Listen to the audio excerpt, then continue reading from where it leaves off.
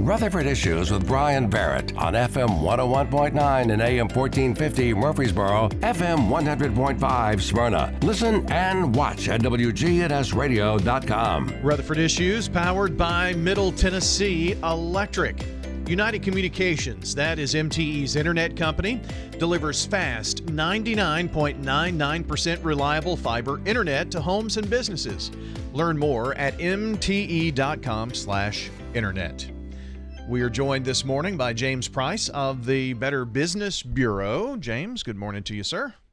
Good morning, Brian. How you doing? Good. Hot days. Man, it feels like, early June than late April. Yeah, it's and that sun is out. Might be a good golf day. I don't know. We'll see. Well, sounds like it's going to be hot this afternoon.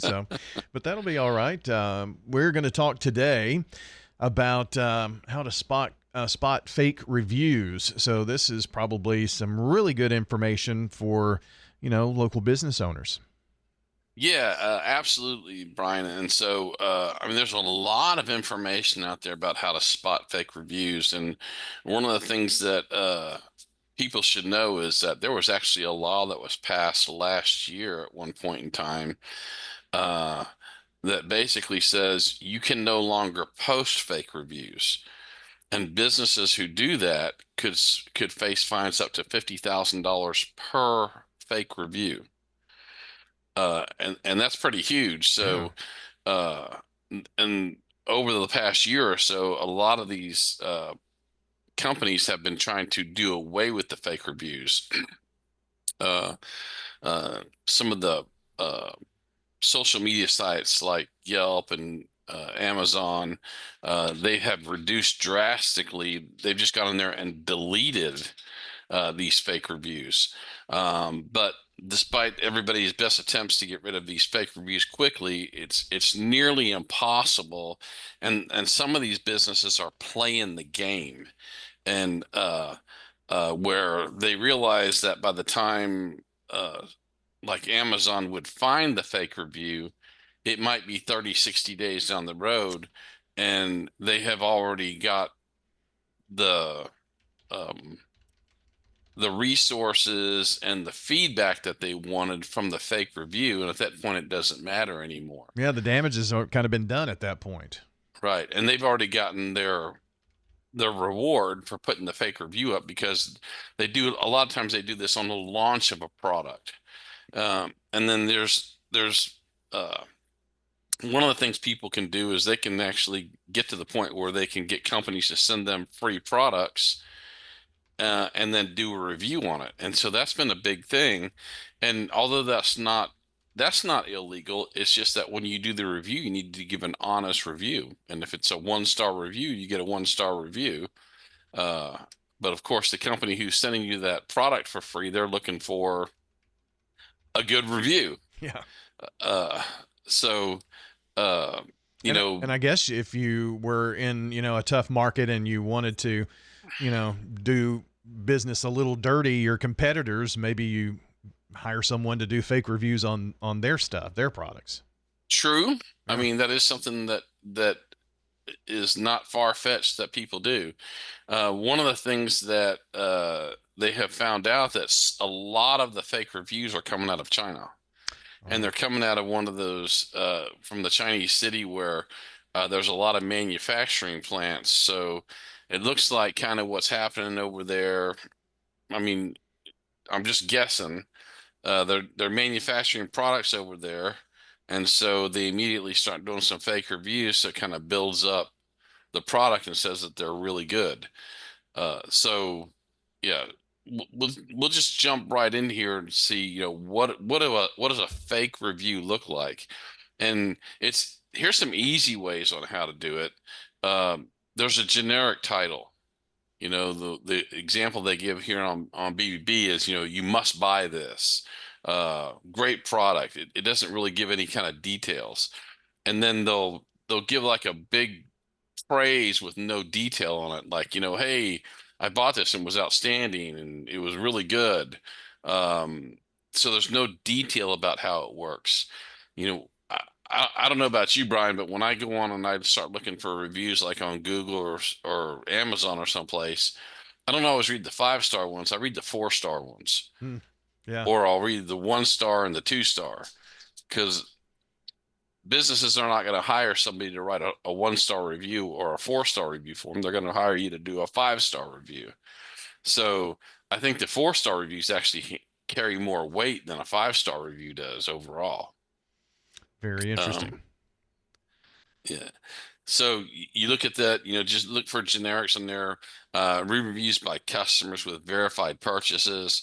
One of the things that um, you can kind of tell if the company is buying reviews is because what you'll see a whole bunch of reviews at one time. So over a period of 2 weeks, maybe there's 20, 40, 50, 60 reviews. And then after they're done buying the reviews, there's a big gap between the time they get the next review.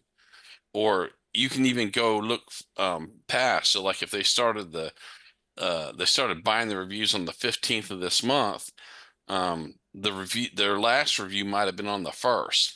But then when they buy them on the 15th, all of a sudden they have multiple reviews every day for the next few weeks. And then there's a gap again. Uh, because they've run out of money or they quit paying the people to do the reviews. Interesting. Uh, that's just one of the things to look at. So you want to look at the timing of the products that are reviewed. Um, uh, Beware what they call scene setting. And there was a study done by Cornell that found that truthful reviews usually include concrete words related to the product or service they purchase, whereas fake reviews like to set up the scene. They talk about how their husband visited a special vacation shop and it was a business trip, instead of actually focusing on the actual hotel experience that this person had. And that's the one of the examples they gave in this study. And that's just another red flag for it. So you want to sit there and you want to review those overall. Check the grammar and the spelling. Obviously, if a lot of these people who are doing these reviews are being hired in a foreign country, and English isn't their native language, it's not going to come out real well. It's not going to read well. And a lot of times these fake reviews, it's misspelled, there's poor grammar. Uh, Things just don't come out. It's almost like Yoda talking to you or something, That's pretty good. James Price of the Uh, Better Business Bureau with us today, talking about how to spot fake reviews. Some really great information that you're passing along here today. What are some other ways we can spot fake reviews? So another way is you might be able to even find out if the reviewer received a free product. Some e-commerce platforms have programs that, like we just talked about before, they pre-release the products, the Uh-huh. customers get uh, uh, in exchange for their honest review, and you use that word honest where they're supposed to do it.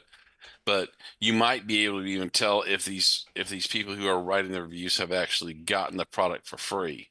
And then they're more likely to write those positive reviews because the company may want to come out and have you do it again. And of course, they're probably not going to reward you if you didn't give them a 5-star review in the first place. So, just kind of find out if that person got that free product.